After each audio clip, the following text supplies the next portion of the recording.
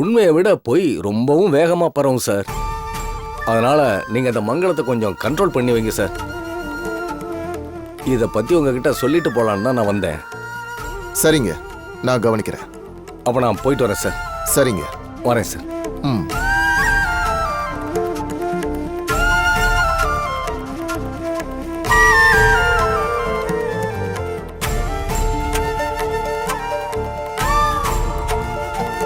கேட்டல்ல, அவர் சொன்னதை கேட்டல. நீ அவர் நல்லவல்ல, திருந்த மாட்டான்னு எவ்வளவோ தடவை சொன்ன.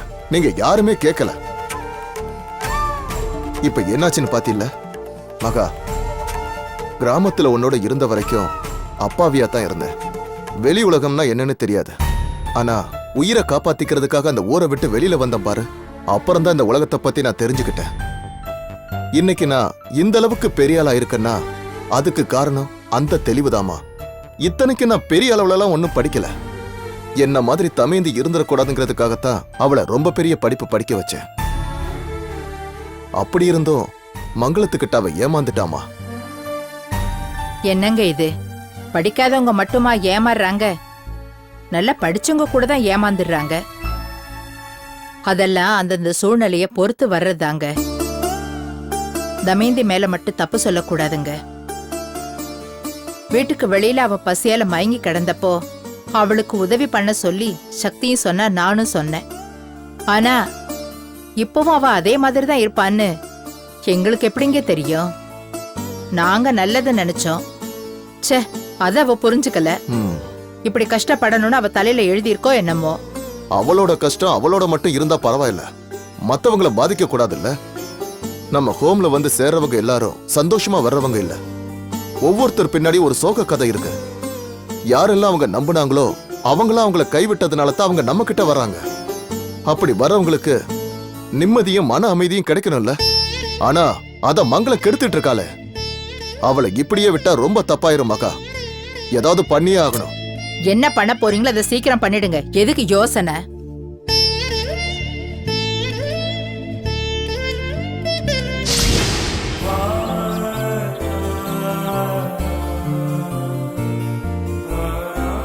என்ன பாட்டிமா, சௌக்கியமா இருக்கீங்களா? நல்லா இருக்கையா.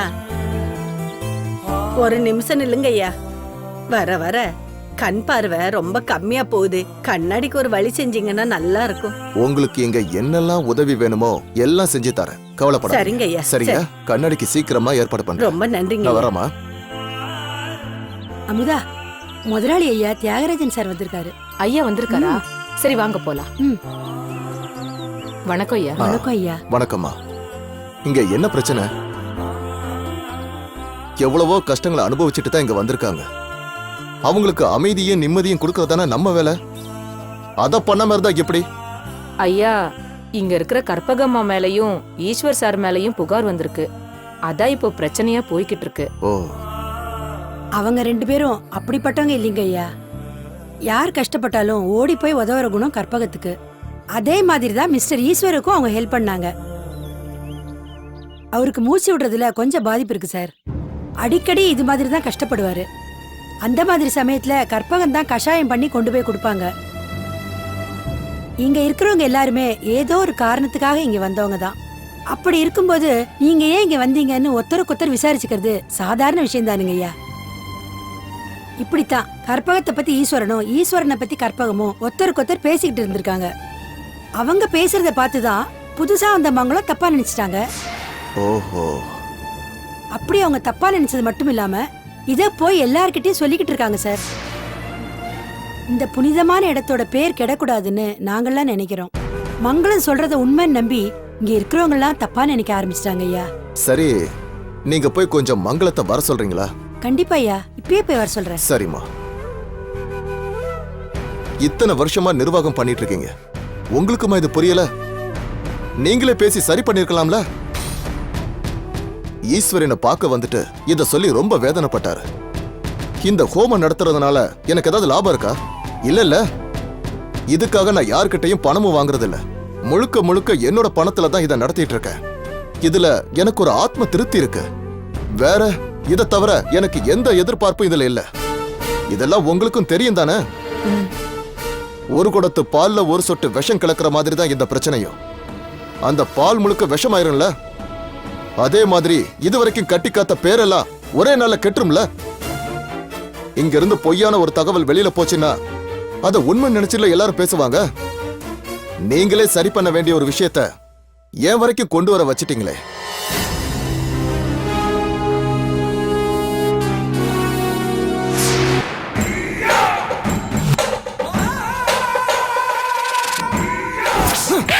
பண்ணுவியா? பண்ணுவ? பண்ணுவ? பண்ணுவியா? பண்ணுவியா? பண்ணுவியா? மங்களம், வாங்க. இன்னும் நீ திருந்தவே இல்லையா மங்களம்? அது உங்களோட இந்த இடத்துக்கு அவ பேர் வந்துடக்கூடாதுல்ல, அதான். நீ வர்ற வரைக்கும் இப்படி ஒரு பிரச்சனையே வரலையே.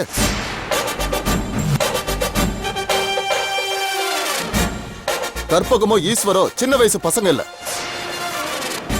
வாழ்க்கைய முழுசா வாழ்ந்து இங்க வந்திருக்கிறவங்க. தப்பு அவங்க கிட்ட இல்ல, உன்கிட்ட தான் இருக்கு. இல்லைன்னா எதுவும் பேச வேண்டாம் மங்களம். உன் பார்வை சரியா இருந்ததுன்னா நீ பாக்குற எல்லாமே சரியா இருக்கும். அப்படி இல்லாத உன்கிட்ட இருக்கிற பெரிய குறைய. இங்க இருக்கிறவங்களுக்கு உன்னை பத்தி தெரியாது, ஆனா எனக்கு நல்லா தெரியும்.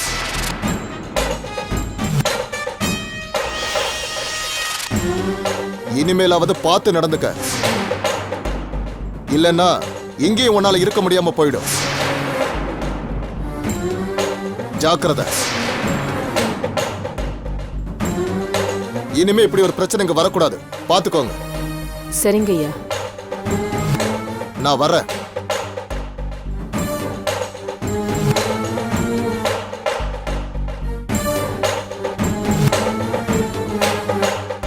என்ன பொம்பளை இவ?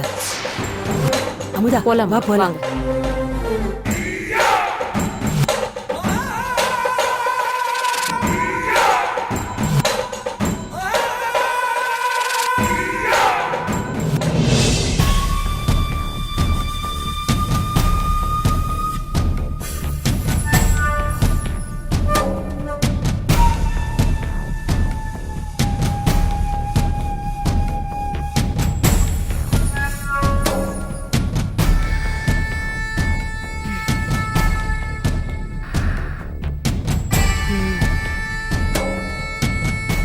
என்ன போட்டு கொடுத்துட்டல, பார் என்ன பண்றேன் பாரு. இந்த மங்களத்தை பத்தி உனக்கு தெரியாது, தெரிய வைக்கிறேன்.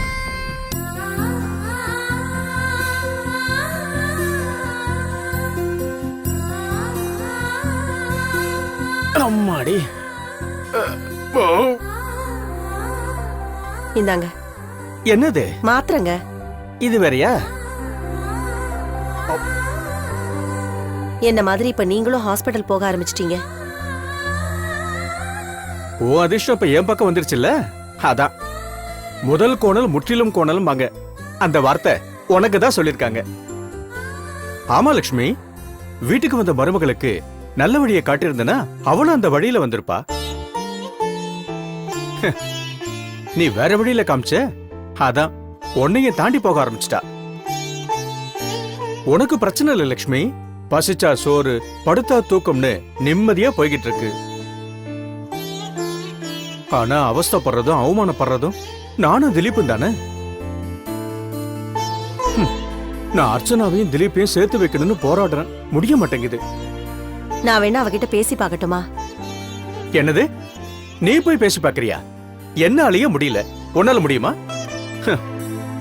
இப்பெல்லாம் அவளுக்கு பெரிய சப்போர்ட் கிடைச்சிருக்கு லட்சுமி. அவளுக்கு என்ன வேணா செய்யறதுக்கு ஜிஎம் இருக்காருமா. அவளோட அப்பா அம்மா ஆதரவோ திலீப்போட ஆதரவோ இல்ல நம்மளோட ஆதரவோ தேவையே இல்ல. சும்மா சொல்லக்கூடாது, நம்ம எல்லார விடவும் அவங்க நல்லாவே கவனிச்சுக்கிறாங்க. அப்போ திலீப்பும் அர்ச்சனாவும் சேரவே மாட்டாங்களா? எனக்கு அந்த நம்பிக்கை கொஞ்சம் கொஞ்சமா குறைஞ்சுக்கிட்டே இருக்கு லட்சுமி. பாவம், திலீப்பை நினைச்சா ரொம்ப கஷ்டமா இருக்குமா. என் வயசு கூட மரியாதை கொடுக்காம அந்த ஜிஎம் வசந்தம் அப்படி பேசுறாங்களே, என்னையே பேசுறவங்க திலீப்பை எப்படிலாம் பேசிருப்பாங்க. அப்பெல்லாம் வேலையை ரிசைன் பண்றேன்னு சொல்லும் போதெல்லாம் வேண்டான்னு தான் சொன்னேன். ஏன்னா அர்ச்சனாவும் அவனும் ஒரே இடத்துல இருந்தா எப்படியாவது அவன் மனசு மாறாதான்னு தான். இப்ப சேரவே மாட்டான்னு முடிவுக்கு வந்தப்புறம் திலீப் எதுக்காக அங்க வேலைக்கு போகணும்? ரிசைன் பண்ணிட்டு வீட்லயே இருக்கட்டும், வேற எங்கேயாவது வேலைக்கு போட்டோம். இப்படி நீங்க சொன்னீங்கன்னா அவன் வெளிநாட்டுக்கு போறேன்னு சொல்லுவான். ஏற்கனவே அதுக்கான ஏற்பாடெல்லாம் பண்ண வந்தானே. போகட்டும் விடு. அவன் எந்த நாட்டுக்கு போனாலும் அப்போவாவது அங்க நிம்மதியா இருக்கட்டும். அவன் நிம்மதி தான் நமக்கு முக்கியம். அவன் முகத்தை பாருங்க. டேய் ஏண்டா டல்லா இருக்க? டேய் திலீப், உன்னை பத்தி பேசிக்கிட்டு இருந்தோம். அந்த வேலை உனக்கு பிடிக்கலன்னு வச்சுக்க, தயவு செஞ்சு நின்னுட்டு போகாத. பா, இப்ப அதை பத்திலாம் யோசிக்க முடியாதுப்பா. நான் ஒரு பெரிய பிரச்சனையில மாட்டிட்டு இருக்கேன்ப்பா. என்னடா பிரச்சனை? கம்பெனிக்கெல்லாம் நான் தான்ப்பா செக் அனுப்புவேன். ஆ, அப்படி போன வாரம் அனுப்பின செக்ல ஒன்று மிஸ் ஆயிடுச்சுப்பா. மிஸ் ஆயிடுச்சுன்னா புரியல. ஒரு செக் மட்டும் என் டேபிள்லயே மாட்டிக்கிச்சுப்பா. எல்லா செக்கையும் நான் டெஸ்பாச்சில் கொடுத்தேன். ஆனா அந்த ஒண்ணு மட்டும் என் டேபிள்ல இருந்திருக்கு. எப்படின்னு தெரியலப்பா. யாராவது கொண்டு வந்து உன் டேபிள்ல போட்டிருக்கலாம்ல. டேய், அந்த வசந்த் அன்னைக்கு திட்டினதா சொன்னல, ஒன்னு மாட்டி விடணும்னு. அவங்க அதை பண்ணிருக்க கூடாது. இப்ப எல்லாரும் அர்ச்சனா பக்கம் நிக்கிறாங்க. அம்மா, ஜிஎம் என்ன சொன்னாரு? ஆக்ஷன் எடுக்கிறதா சொல்லியிருக்காருப்பா. என்ன ஆக்ஷன் வேணாலும் எடுத்துட்டு போட்டுடா. நீ ஏன்டா உரி பண்ணிக்கிற? நீ தப்பு பண்ணாதப்போ நீ எதுக்கு பயப்படணும்? என்ன வேணாலும் பண்ணிக்க சொல்லுடா. இந்த கம்பெனிலனா நாம பழைக்க முடியாதா? இந்த மாதிரி 1000 கம்பெனி இருக்கு. தெரியுமா? பயந்துகிட்டு சின்ன பையன் மாதிரி.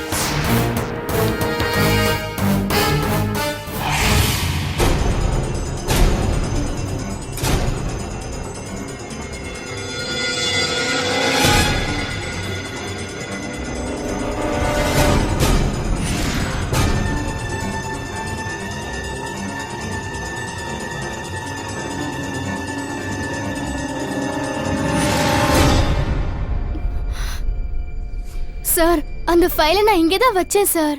வச்சிருந்தா இங்கே தானே மேடம் இருக்கும். தேடி பாருங்க.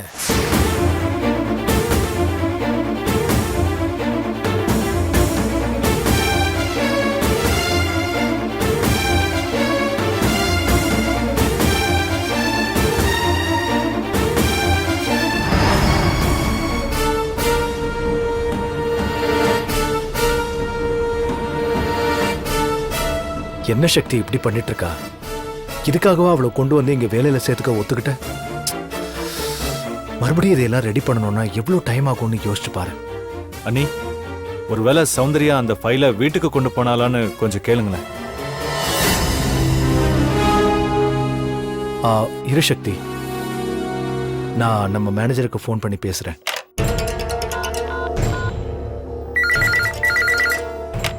சொல்லுங்க சார். ஒரு நிமிஷம் உள்ள வாங்க. சார், இதை வந்துடுறேன் சார். சார், கிடைச்சதா? கிடைக்கல சார். சௌந்தர்யாவை வர சொல்லுங்க. Okay madam. கொஞ்சம் கூட பொறுப்பே இல்லாம நடந்துக்கிறாளே. அவளால பொறுப்பா வேலை செய்ய முடியாது தமயந்தி. அதனாலதான் நான் வேண்டான்னு சொன்னேன். நீயும் சக்தியும் தானே அவளை இங்க கூட்டிட்டு வந்தீங்க.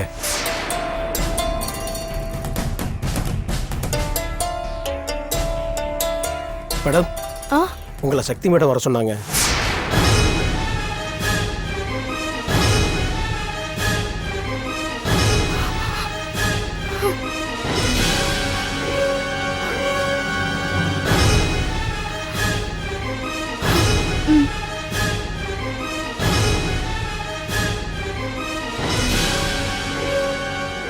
என்னாச்சு சௌந்தர்யா? தெரியல அண்ணி. அந்த ஃபைலை ஏன் டேபிள்ல தான் வச்சிருந்தேன். டேபிள்ல வச்சிருந்தது எப்படி காணாம போயிருக்கோம்? அது யாராவது எடுத்திருப்பாங்க. யாராவது எதுக்கு எடுக்க போறாங்க? இங்க இருக்கிற எல்லாருமே சின்சியர் ஸ்டாஃப் தான், தெரியும்ல?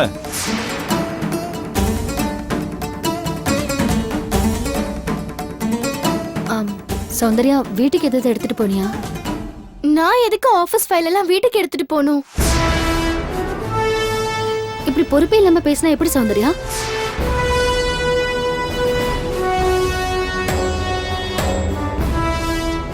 நீ ஃபைல தொலைச்சிட்டு மத்தவங்க மேல பழி போட்டுட்டு இருக்காத.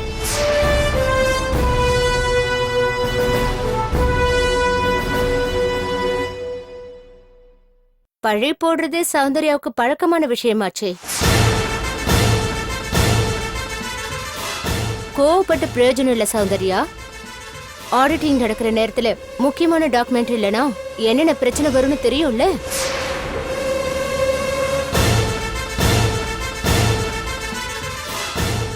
சௌந்தர்யா, நல்லா யோசிச்சு பாரு. ஒருவேளை மறந்து போய் கூட வீட்டுக்கு எடுத்துட்டு போயிருக்கலாம்ல. எதுக்கும் வீட்ல போய் தேடி பாரு. இது பார், ஆபீஸ் விஷயத்துல நான் எவ்வளவு ஸ்ட்ரிக்டா இருப்பேன்னு உனக்கே தெரியும். நாளைக்கு நான் இங்க வரும்போது அந்த ஃபைல் இங்க இருக்கணும். இல்லனா நான் மனுஷனாவே இருக்க மாட்டேன்.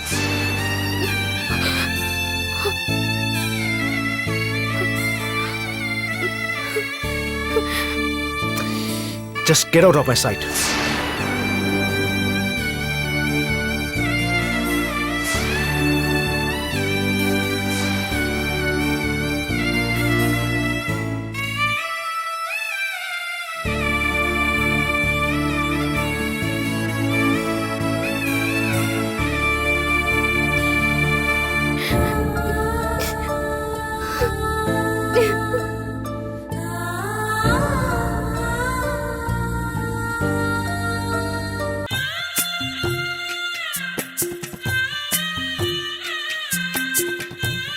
மகா, எதுக்கு இதெல்லாம் எடுத்து வச்சிட்டு இருக்க?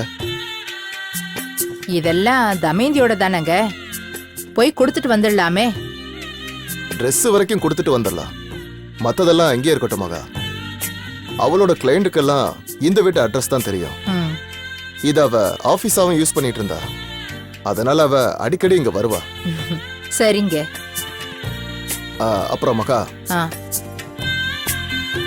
கோமுக்கு போய் மங்களத்தை சத்தம் போட்டுட்டு வந்த. அவதாங்க இருக்கிறவங்க கிட்ட எல்லாம் கற்பகத்தை பத்தியும் ஈஸ்வர பத்தியும் தப்பா பேசியிருக்கா. ஏங்க, அவ அங்க இருக்கணுமாங்க? எனக்கும் பிடிக்கலதான். ஆனா சக்தி சொல்லும் போது நான் எப்படி கேட்காம இருக்காது? அவ இப்படி எல்லாம் பண்ணுவான்னு சக்திக்கு தெரியாதே. இது முதல் தடவை அப்படிங்கிறதுக்காக வார்னிங் பண்ணிட்டு வந்திருக்கேன். இனிமே அப்படியெல்லாம் பண்ணானா தயவு தாட்சணையை பார்க்காம வெளியில அனுப்பிடுவேன். மகாலட்சுமி, வாங்கம்மா. வாங்க வாங்க வாங்கம்மா, வாங்க வாங்க வாங்க வாங்க, உட்காருங்க.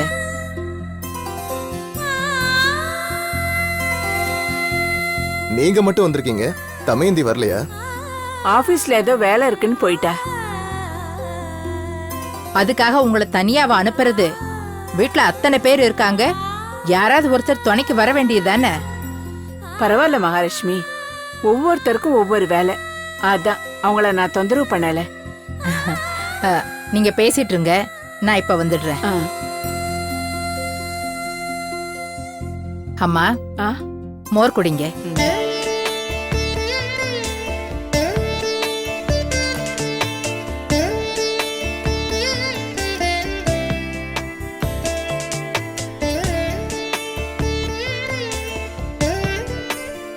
இந்த சௌந்தர்யா ஏன் இப்படி பண்றானே தெரியல.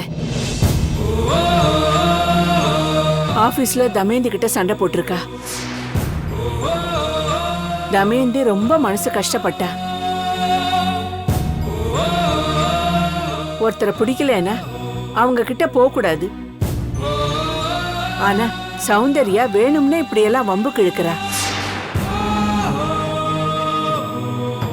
இப்ப அவளுக்கு அம்மா, மாமியார் எல்லாருமே நீதான். அவகிட்ட நீ கொஞ்சம் எடுத்து சொல்லு மகாலட்சுமி. சரிம்மா, நான் பேசுறேன். அந்த ஆபீஸ்ல தமேந்தி மட்டும் இல்ல, பிரேம், கல்கி, சக்தி எல்லாரும் இருக்காங்க. அவங்களோட தான் சௌந்தர்யாவும் இருக்கா. எல்லாரும் ஒத்துமையா இருந்தா எவ்வளவு நல்லா இருக்கும். சௌந்தர்யாவும் நல்ல பொண்ணுதான், ஆனா கொஞ்சம் கோவக்காரி. பாவம், ஒரு பெரிய இழப்ப சுமந்துகிட்டு இருக்கா. அத நினைச்சா வேதனையா இருக்கு. ஆனாலும் போன உயிரை நம்மளால திருப்பி கொண்டு வர முடியாதுல்ல. அவளுக்கு ஒரு நிம்மதியையும் அமைதியையும் அந்த கடவுள் தான் கொடுக்கணும். அதையே தான் நானும் வேண்டிட்டு இருக்கேம்மா. கண்டிப்பா அப்படி ஒரு காலம் வரும்மா. ஏதேதோ பேசிட்டு வந்த விஷயத்த மறந்துட்டேன். தமயந்திக்கு ஜாதகம் கணிச்சிருக்கீங்கல்ல? ஆமாம்மா, கணிச்சிருக்காங்க. அந்த ஜாதகம் கூட என்கிட்ட தான் இருக்கு. ரொம்ப நல்லதா போச்சு. எனக்கு அதை தர முடியுமா? வீட்ல எல்லாரோட ஜாதகமும் இருக்கு, தமயந்தியோடது மட்டும்தான் இல்ல. 5 விரலும் ஒன்னா இருந்தாலும் ஒவ்வொன்னுக்கும் ஒரு வித்தியாசம் இருக்குல்ல. அப்படித்தான் ஒரு குடும்பத்துல இருக்கிறவங்களோட வாழ்க்கையும். அதனால அதையெல்லாம் ஜோசியர்கிட்ட காட்டி சாதக பாதகங்களை எல்லாம் கேட்கணும். அப்படி ஏதாவது பரிகாரம் பண்ண சொன்னாலும் பண்ணிக்கலாம். அதுக்காக தான் கேட்டேன். இருங்கம்மா, எடுத்துட்டு வரேன். உறவுகளுக்குள்ள ஒற்றுமை இல்லைன்னா என்ன வசதிகள் இருந்தாலும் மனசுக்கு நிம்மதியே இருக்காது. ஆமாம்மா, அதுக்கு உதாரணம் நம்ம குடும்பம்தான். இந்தாங்கம்மா ஜாதகம். ரொம்ப சந்தோஷம். பரவாயில்ல. சௌந்தர்யா கிட்ட நீங்களும் பேசுங்க, நானும் பேசுறேன். சரிம்மா. அப்ப நான் வரேன் மகாலட்சுமி. சரிம்மா. வரேங்க. சரிம்மா.